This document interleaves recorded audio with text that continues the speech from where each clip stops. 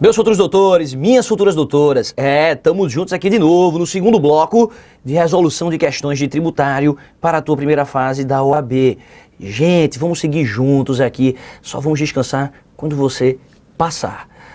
Eu vou passar na OAB e você. Olha, meus queridos, no final do bloco passado, nós estávamos então introduzindo esse tema que se relaciona aos impostos e à competência dos impostos. Disse então a vocês que temos impostos da União, impostos dos estados e impostos do Distrito Federal. E separei de maneira bem objetiva quais seriam impostos de cada um desses entes. Mas ainda não acabamos a explicação. Por isso, para a gente fechar essa ideia que envolve a competência dos impostos, eu te peço, vamos lá comigo na tela? Olha, a União então, segundo o artigo 153, tem o I, o IE, o IPI, o IOF, o IR, o ITR, o IGF, estados pelo 155, o ITCMD, ICMS e PVA, municípios, IPTU, ITBI e o ISS. Maravilha. Mas por que a nossa explicação ainda não foi encerrada? Gente, não foi encerrada por conta do seguinte. Primeiro, nós precisamos falar deles, do Distrito Federal. Lembra que nas aulas de Direito Constitucional, você estuda lá o artigo 32 da Constituição Federal. Nesse artigo 32, você então percebe que o DF, o Distrito Federal, não pode ser dividido em municípios. O DF não pode ser dividido em municípios. Por isso, a pergunta agora seria, se não existem municípios no Distrito Federal, quem é que vai cobrar os impostos municipais? Olha, que o Distrito Federal tem competência para cobrar os estaduais, esse aí a gente já sabe, pois o próprio artigo 155 chama estados e chama ele, o Distrito Federal. Então ele vai cobrar ITCMD, ICMS e PVA. A pergunta seria, e o IPTU, e o ITBI, e o ISS? Quer dizer que se o cara tiver um imóvel em Brasília, ele não paga IPTU porque não há município? Evidentemente que não, né, gente? A ideia aqui afeta ao Distrito Federal cumular a competência dos impostos municipais. Por isso, muita atenção. O Distrito Federal não apenas arrecada impostos estaduais. O Distrito Federal também vai arrecadar os impostos municipais. Ao lado dessa observação, faço mais uma. E acreditem, eu estou tão confiante que esse tema vai cair no próximo exame, gente, que se fosse vocês, eu daria a vida para prestar atenção nessa dica que eu vou dar agora. Presta muita atenção a ela. Eu estou falando agora deles, dos territórios federais. Territórios federais têm sua previsão lá no artigo 33, também da Constituição Federal.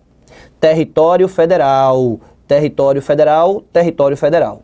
Quem é que administra território federal? Rafael, mas não existem territórios federais.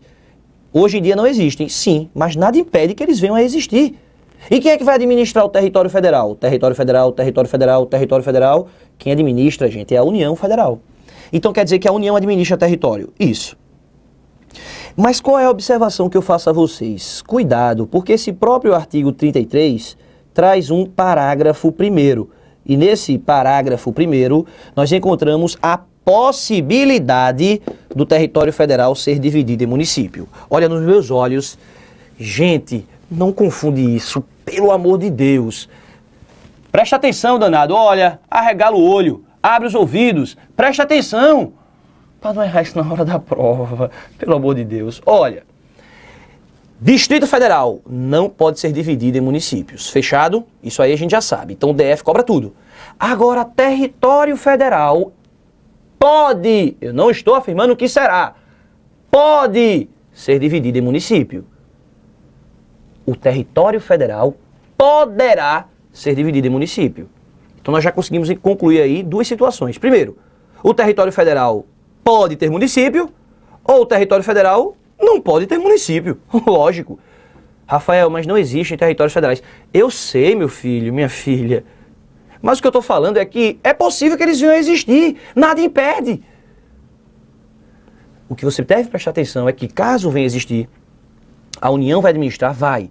Mas ele pode ter município ou não pode ter município. Tranquilo?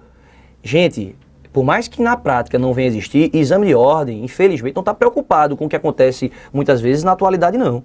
Muitas vezes o exame de ordem quer botar uma pegadinha, uma casquinha de banana, a letra da lei para saber se você sabe ou não.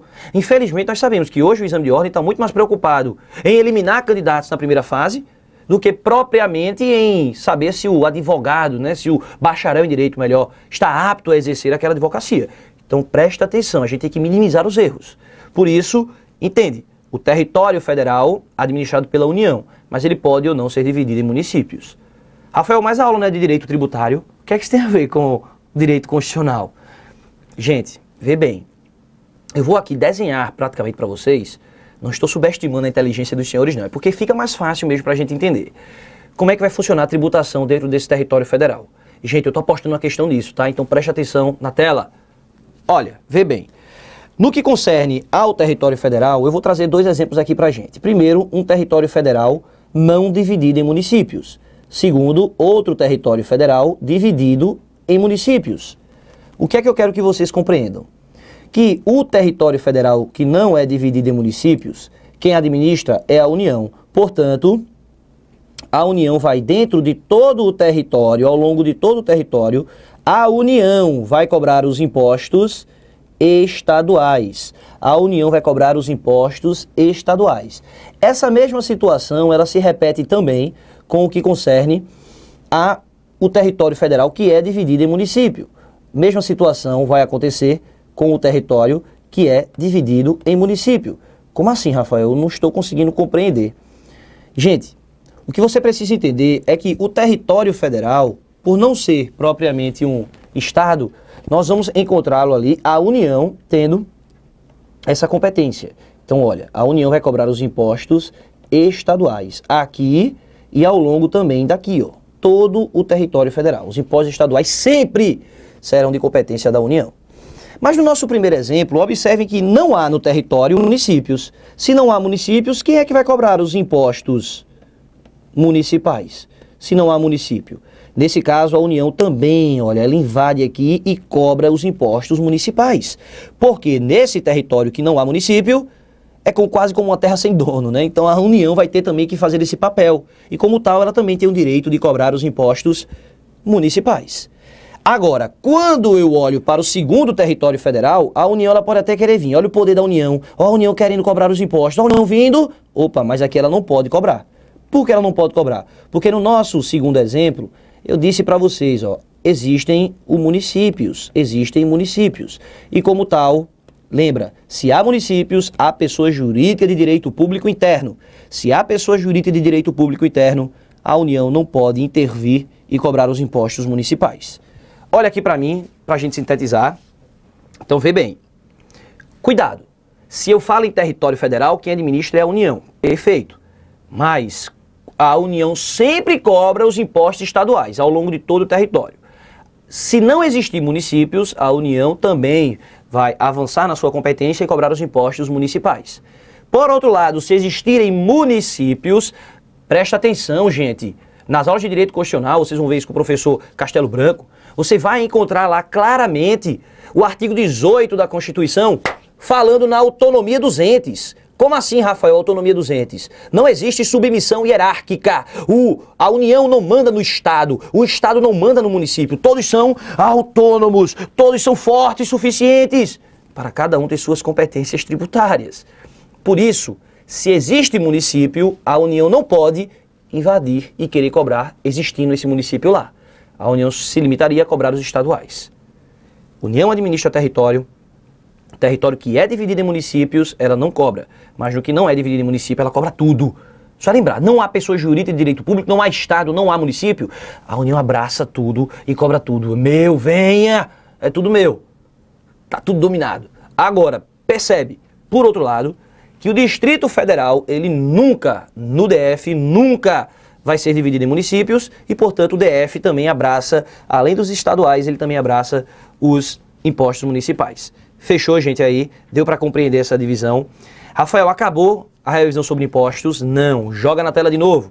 Olha, para a gente fechar a revisão de impostos, eu quero que vocês tomem cuidado com o seguinte. A União tem a competência do 153, tem a competência em território federal, que a gente viu. Os estados têm a competência do 155 e os municípios do 156. Mas ainda existe um outro artigo aqui, ó, entre o 155 e o 153. Perdão, entre o 153 e o 155, claro, o primeiro menor. Que artigo é esse, Rafael? O 154, faz sentido, né? Entre o 153 e o 155 temos o 154, faz sentido isso? E o que é que eu quero que vocês revisem sobre o 154? Vem aqui no cantinho para a gente aproveitar todo o espaço.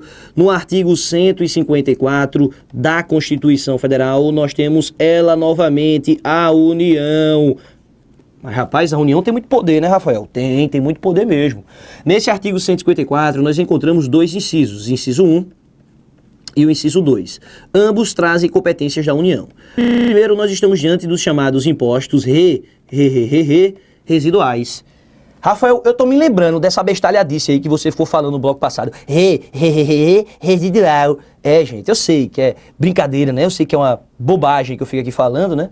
Mas acreditem, é para que você na hora da prova lembre, né? Quantos e quantos e-mails eu já recebi do aluno que chegou na hora de uma prova e ficou feito um abestalhado. Vocês vão ficar, viu? Olha aqui pra mim. Não se iludam não, meu amigo. O sujeito faz qualquer negócio pra passar na primeira fase da OAB. É, eu até costumo brincar com os alunos, né? Sabe quando é que você tá bom pra passar na primeira fase da OAB? Quando é que você tá estralando pra passar na primeira fase da OAB? Quando você começa a falar sozinho em casa, né? Está sua mãe e seu pai na sala jantando e você tá assim, residual, competência extraordinária de guerra.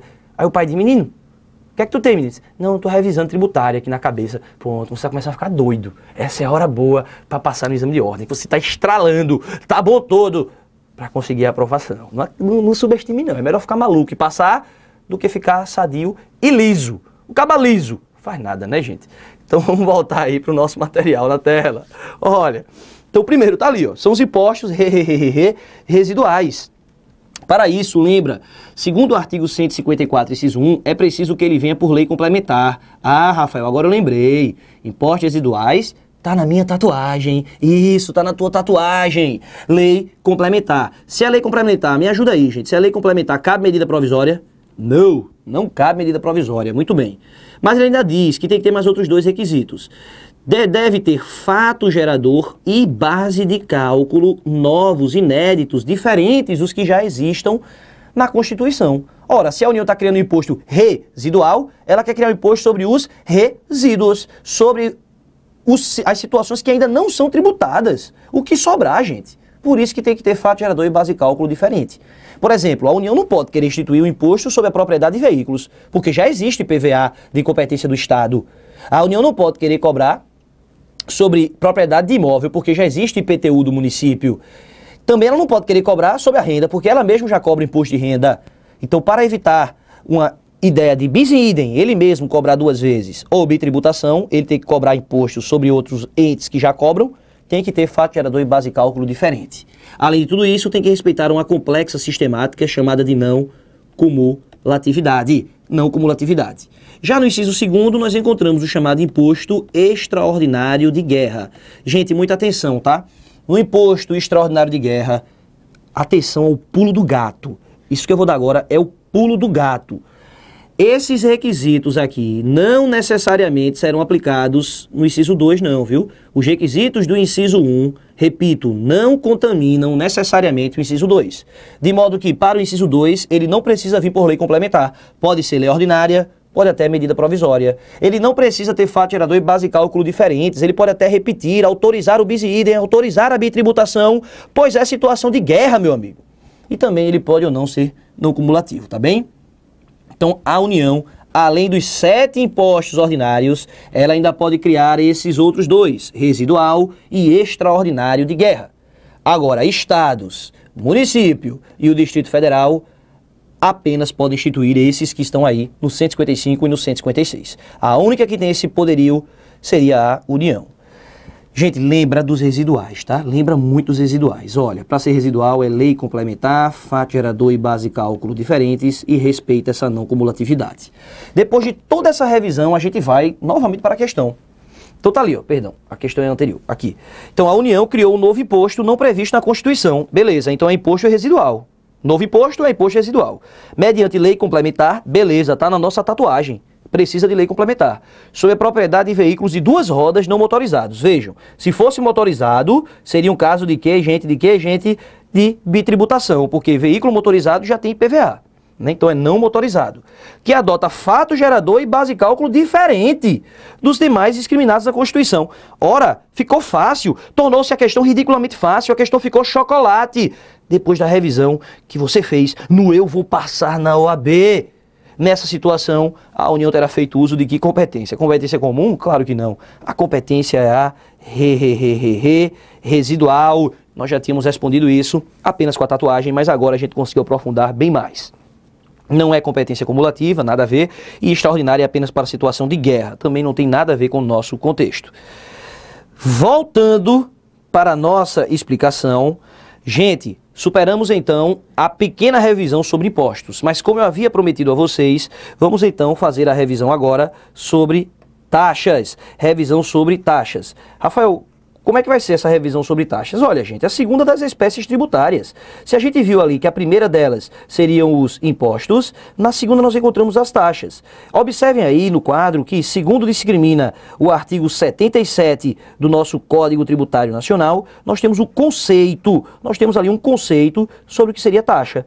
Nessa oportunidade, enquanto eu estou apagando aqui nosso quadro, eu queria muito que vocês fossem lá, ou abrem uma guia na internet aí, ou então abre teu código mesmo, o Vadimeco físico, enfim, e vai lá no CTN, no artigo 77, para que você possa fazer uma leitura bem mais completa. Nesse artigo 77, você vai encontrar que compete a União, Estados, Distrito Federal e municípios, a competência é comum. Aí ele diz, instituir taxa pelo exercício do poder de polícia ou pela prestação de serviços específicos e divisíveis prestados ao contribuinte ou postos à sua disposição. Rafael, foi muito rápido, eu não entendi não. Percebi, gente, vamos repetir então aqui. Até a Aline aqui que está aqui comigo no estúdio, ela riu, né? Ela diz, esse menino fala muito rápido, esse menino fala muito ligeiro, gente, o nosso tempo é curto, isso aqui é business, vamos acertar todas as questões, vamos para as taxas. Olha, segundo então o artigo 77, nós teríamos duas formas de taxas. Nós temos a chamada taxa pelo poder de polícia e nós temos taxas de serviços públicos. Quem é que pode instituir taxas? União, Estado, Distrito Federal e os municípios. Mas observem que para que esses entes possam instituir a taxa, eles precisam realizar o poder de polícia ou prestar serviço público. Presta muita atenção para não errar, meu amigo. Para que esses entes possam cobrar taxa, é preciso poder de polícia, é preciso serviço público. Poder de polícia, você vai encontrar o conceito no artigo 78 do CTN. Mas olha aqui para mim, gente. Poder de polícia é aquilo que você estudou nas normas do direito administrativo. Olha, lá no direito administrativo você encontra os poderes da administração pública. Aí você acha poder hierárquico, poder disciplinar, poder normativo? Poder de polícia. No poder de polícia, o que é que nós vamos encontrar? O próprio artigo 78 é muito extenso, mas sintetizando ele diz que seriam limitar liberdades individuais em prol do interesse da coletividade. Limitar a liberdade dos sujeitos em prol do que pensa a coletividade. Gente, exemplo clássico é da vigilância sanitária. O sujeito quer exercer o comércio, quer vender produtos do gênero alimentício, por exemplo. Nesse contexto, ele vai precisar de fiscalização, regulamentação, ser resguardado, fiscalizado, para que aquele produto, aquele alimento que ele venda, não venha prejudicar a coletividade. Por isso, o que eu quero que vocês lembrem é que essa norma de poder de polícia do direito administrativo faz surgir um tributo. Que tributo é esse? Taxa pelo exercício do poder de polícia. Presta atenção ao seguinte, quando eu me refiro a essa taxa de poder de polícia, gente, a ideia é, se o poder público teve gasto para fiscalizar aquele sujeito, quem é que vai ter que pagar a taxa? Ele, o comerciante. Não ache que é a coletividade que vai pagar a taxa, não. Quem paga é quem está pondo a coletividade em perigo. Fechado? A segunda forma de taxa que nós temos é a taxa de serviço público. Mas para que vocês possam revisar também, joga aí na nossa tela. Olha, gente, na taxa de serviço público, não é todo o serviço público que vai ser tributado com taxa não, porque alguns serviços públicos são gerais, genéricos, uti universi. Serviços uti universi vão ser custeados com impostos. O que eu estou falando são de serviços singulares, uti singuli, que devem, portanto, ser serviços específicos e divisíveis. Serviços específicos e divisíveis. Onde é que eu vou encontrar esses conceitos, Rafael? Você vai encontrar aqui, ó. artigo 79, inciso 2º, e você vai encontrar também no artigo 79, inciso 3º, ambos da Constituição Federal. Como assim, como assim, como assim? Gente, o que eu estou falando a vocês aqui é na ideia de serviço específico. Eu sei qual é o serviço que está sendo prestado. É possível visualizar o que o poder público está fazendo. Divisível é quando eu vejo quem se beneficia. Não é um serviço que toda a coletividade se beneficia, mas apenas a Aline, apenas a Rafael se beneficia. Nesse contexto, não é justo que todo mundo pague por um serviço público que apenas foi prestado para esses sujeitos. Por isso, o ideal é que eles devolvam a máquina pública por meio dela, por meio das taxas. Exemplo clássico trazido na nossa doutrina é aquele que diz respeito ao passaporte. Olha, não é todo mundo que precisa de passaporte para viver no país, né? A gente sabe disso. Só precisa de passaporte para fazer viagens internacionais e ainda assim para alguns locais. Outros nem é preciso. Por isso, o poder público vai estar prestando um serviço público apenas para Rafael, que vai viajar para o exterior. Não é justo que todo mundo pague. Por isso, o Rafael vai ter que pagar. Vai pagar através de taxa. Mas além desses requisitos, observem também que ele diz: pode ser prestado de maneira efetiva ou mesmo de maneira potencial. Entender o que é efetivo e o que é potencial, você acha no artigo 79, inciso 1º, também do CTN. Gente, corrijam aqui, eu botei Constituição, agora que eu me dei conta, me perdoem, me desculpem, gente, me perdoem aí a falha. Rafael, isso é imperdoável, não se faz. Me desculpa, gente, me perdoem. Olha aí, ó, artigo 79 do CTN, tá? Botei Constituição aí, não sei porquê. 79, inciso 1, você encontra o que é efetivo e o que é potencial. Mas espera aí, quer dizer que eu vou ter que pagar de maneira potencial? Como assim, Rafael? Mesmo sem utilizar, eu vou ter que pagar? Gente, você só paga de maneira potencial quando forem serviços obrigatórios. Como assim? Dá uma olhadinha aqui pra mim. Vê bem. Alguns serviços públicos são prestados pelo poder público de maneira obrigatória e você deveria utilizá-lo também de forma compulsória, obrigatória. Ele é de utilização compulsória, segundo lá o artigo 79 do CTN. O exemplo clássico, que inclusive vai ser objeto da nossa questão aqui, que já chegou ao Supremo Tribunal Federal e já foi referendado, e serve como exemplo para isso, é a ideia que envolve a taxa, melhor, a limpeza pública. Como assim?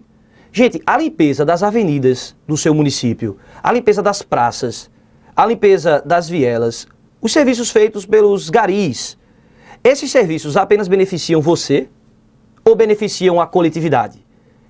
Ora, aposto que você deve ter dito, beneficia a coletividade, Rafael. Claro, até se o sujeito estiver no município vizinho e for para lá, ele se beneficia.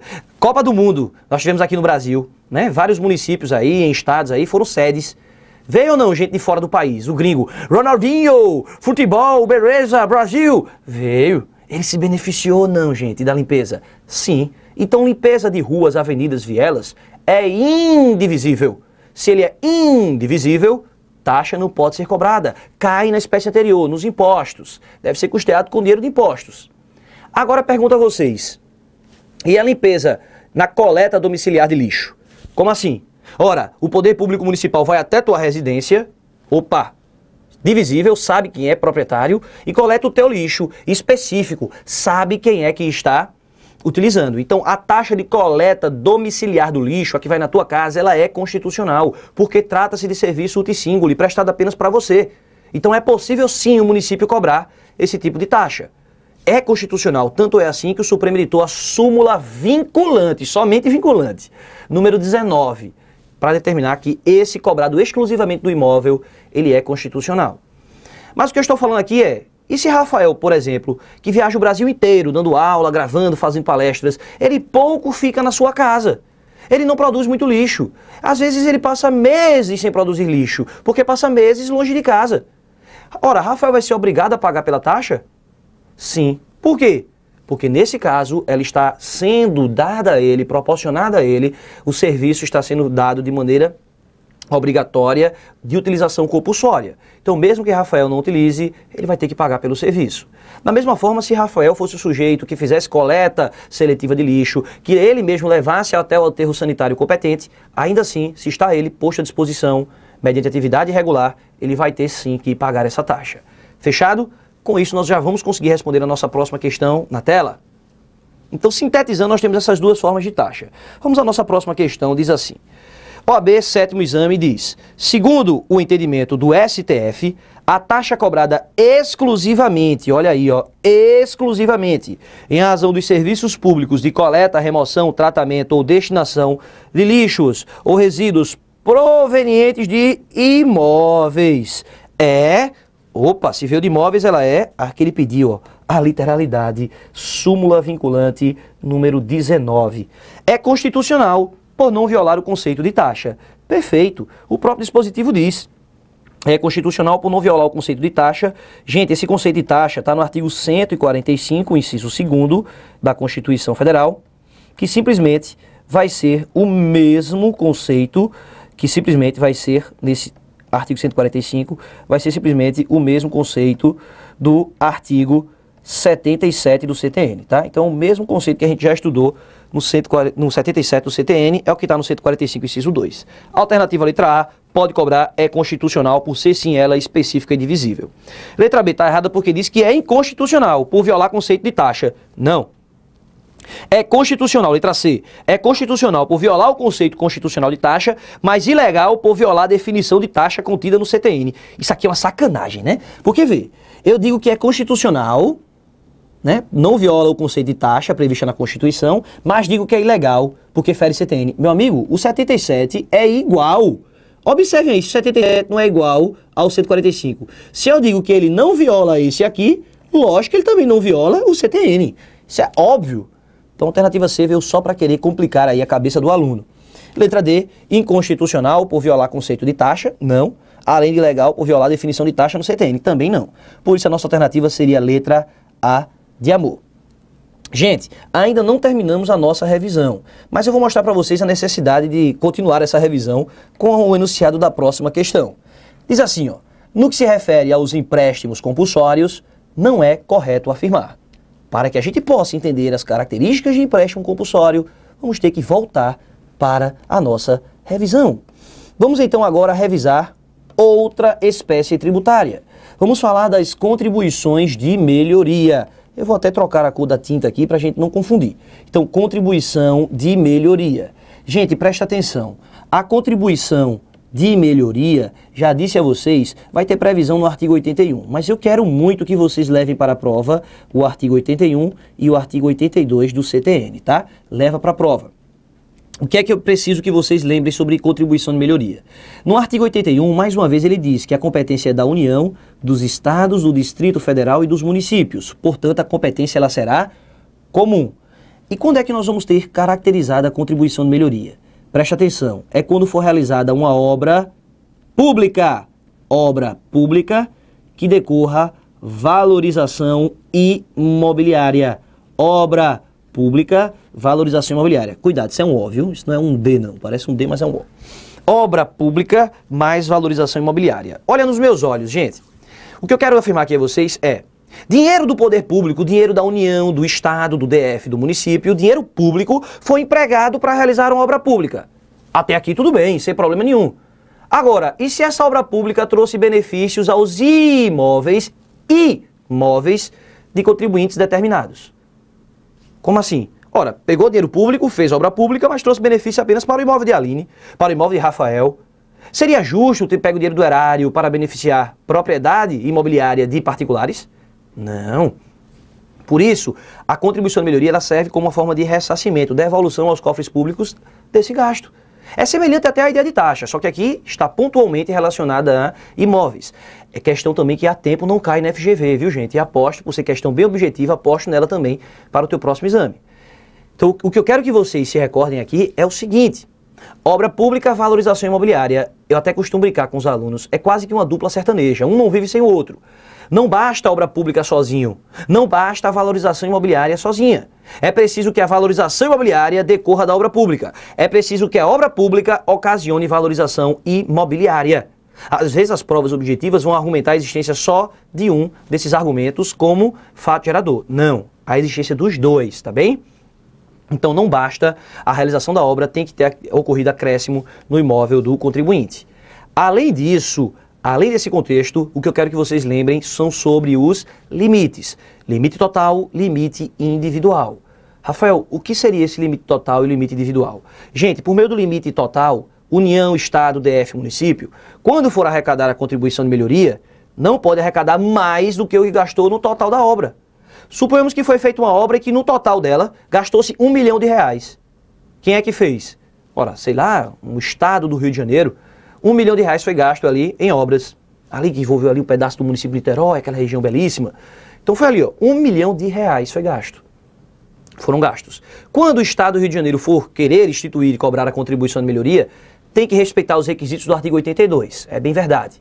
Mas, quando ela for resgatar esse valor, se assim pretender, ela não pode arrecadar mais do que R$1 milhão. Porque se ela gastou R$1 milhão, ela deve ter isso como teto, como limite total. Não pode gastar mais do que R$1 milhão.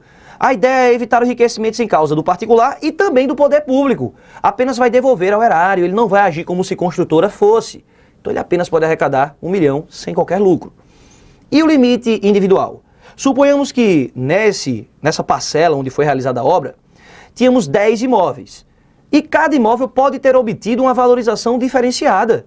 Por isso o imóvel 1 pode ter tido 80% de valorização, enquanto o imóvel 2 apenas 15%. Não seria justo pegar R$1 milhão e dividir da mesma forma para todo mundo pagar o mesmo valor, porque os imóveis tiveram valorizações diferenciadas. Por isso, através do limite individual, a cobrança dessa contribuição de melhoria, caso venha a existir, ela deve ser feita também de maneira proporcional à valorização que cada imóvel obteve individualmente, de maneira proporcional. Pega o todo e divide de acordo com cada valorização que cada imóvel obteve.